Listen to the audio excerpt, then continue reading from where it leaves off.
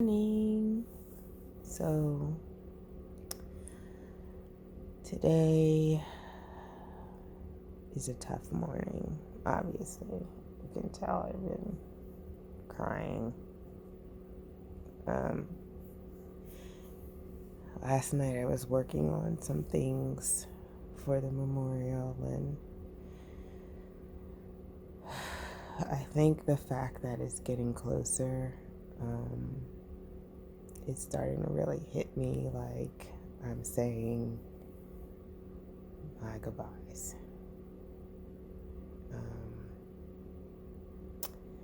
And the grieving process is really happening at this moment.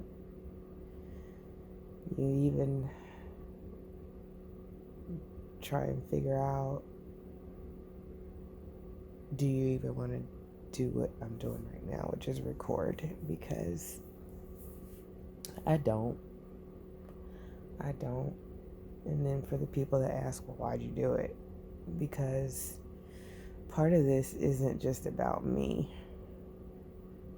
Part of this is gonna be for whoever this reaches, so that they understand that you're not the only one that went through this process. And I just want to encourage you, it's okay.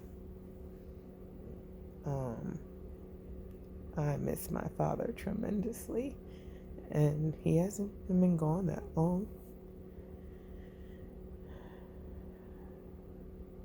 I think I am better prepared to deal with my dad's death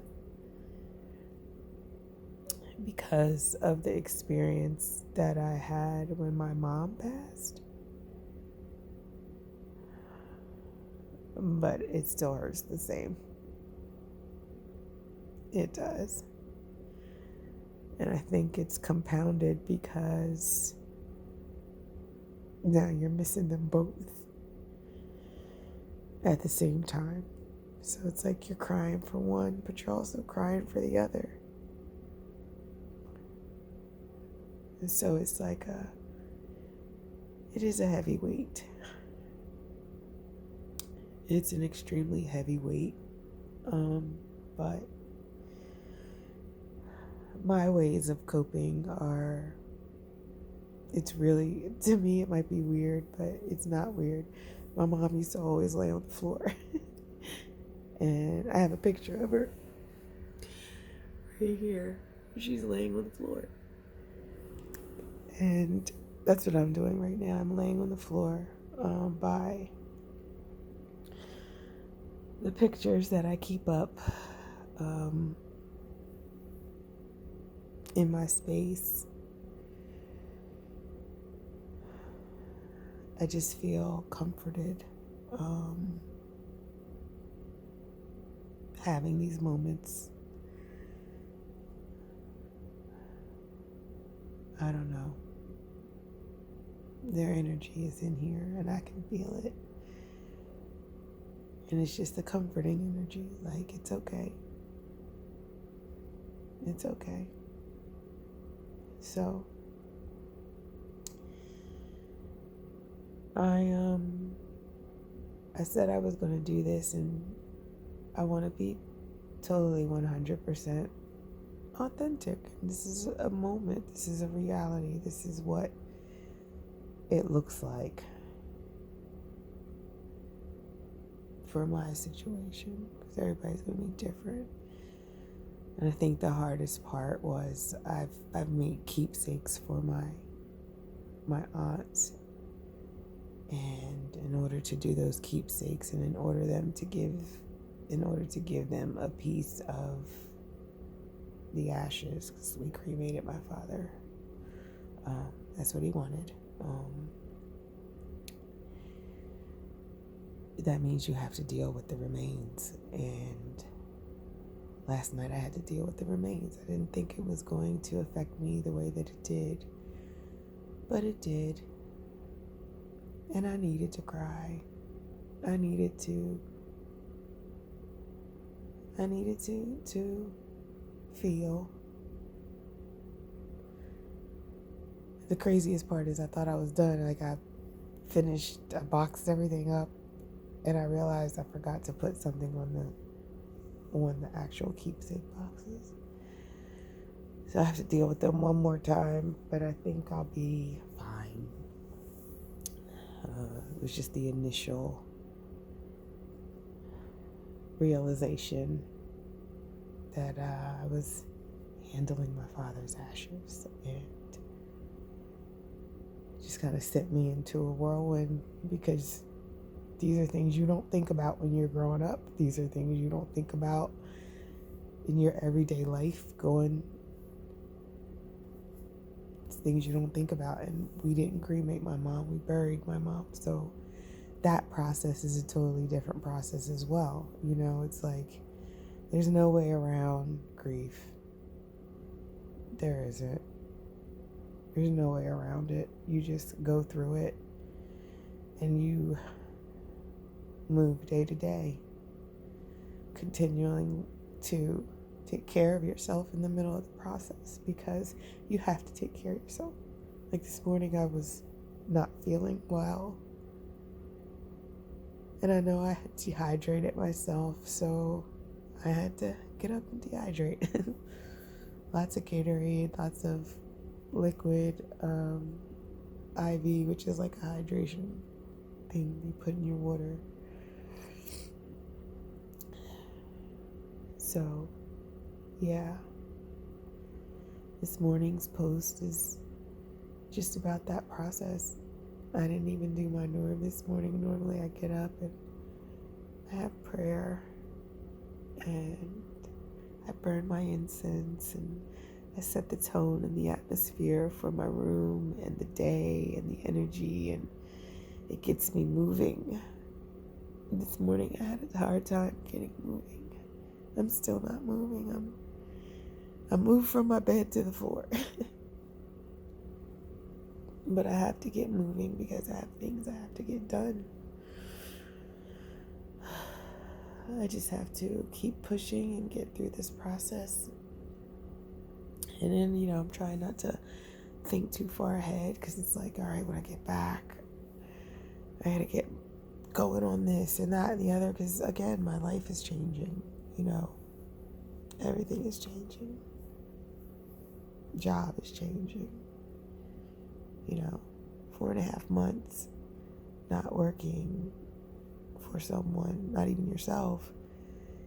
For 4.5 months, my job was literally every day to take care of my dad, do whatever he needed me to do. Now, he wasn't like bedridden or anything like that. We literally had things to do every day. If it was a doctor's appointment, we were going to the doctor's. If you didn't have a doctor's appointment, those were days we were like, all right, let's go ahead and tackle this bath, because he didn't like to get in the tub every day, which I understood, because it was a lot of work for him to steady himself. He was a fall risk, and I would have to be there, and I don't know what that's like for a dad to have his daughter have to assist him.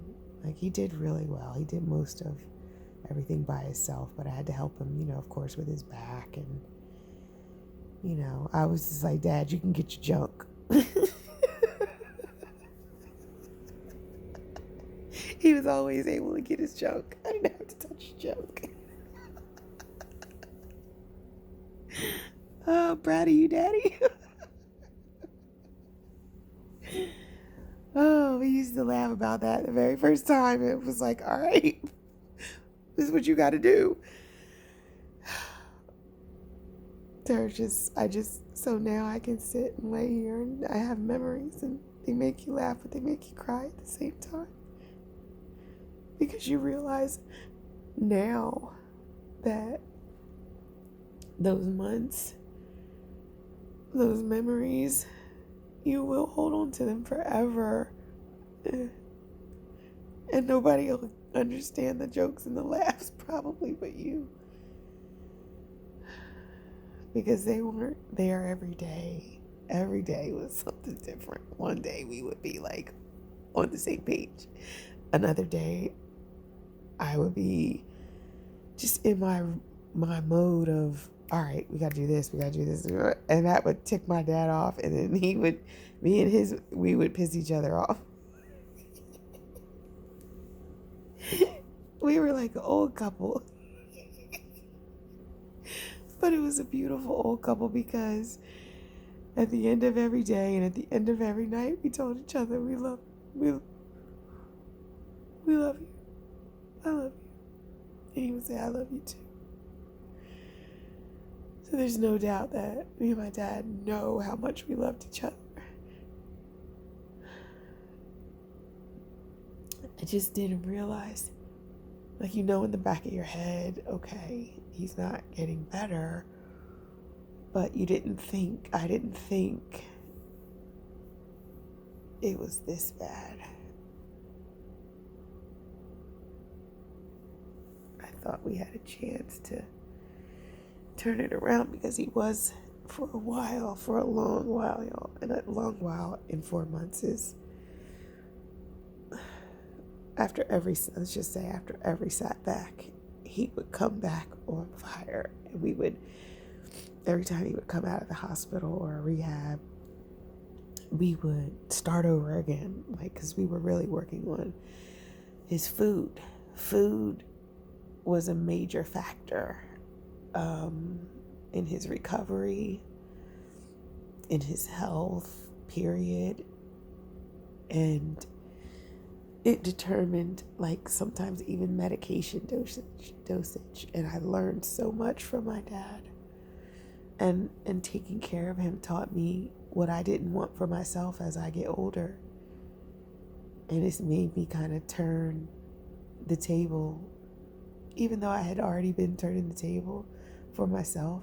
I had no idea that the years prior where I'm thinking I'm just doing what I need to do for me to get healthy. I had no idea that all that information, all those things I had done for myself was preparing me to care for my dad. Because the knowledge I had in taking care of myself, I was able to use that to help take care of him. As far as how I fed him, I would make every meal, because unless my aunts would help me, because I knew that whatever was making him sick, it was coming from his food. And he had kidney disease because of the diabetes and high blood pressure. I knew his kidneys were being attacked because his kidneys couldn't function the way they were supposed to. So I knew that it was very important that the food that he ate not disrupt his kidney function. And so I know it got on his nerves, but he really, he went along with it. And I tried to make the food as tasty as possible because it was a whole new diet for him. A renal diet is not easy. And so I commend my dad for even putting out the effort. A lot of people just say, fuck it. But he didn't. He would even turn down like certain sweets and stuff. He got the hang of it. He got the hang of moderation. I just kept trying to teach him moderation. Like, Dad, you can have some of the stuff that you like. You just can't have it every day. So he really got on board with moderation, and it was going great until he would have these setbacks that were beyond our control. I miss it. I miss talking to him because we did have some good conversations. We talked a lot about life, and he told me to stop worrying so much. I guess I'm a worry person, but I've been working on that, to just not worry, to just let go and really let God do what he's going to do. Because when you think about it, you don't have control over your own life. Anything could happen in a split second. Anything. Yeah. So I don't know that I have any encouraging words for myself right now, other than to keep moving. I've got to get up. I've got to get up and get my day started.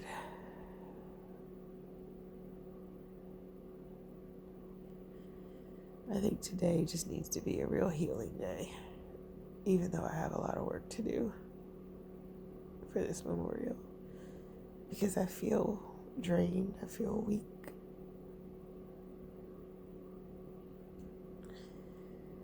And I need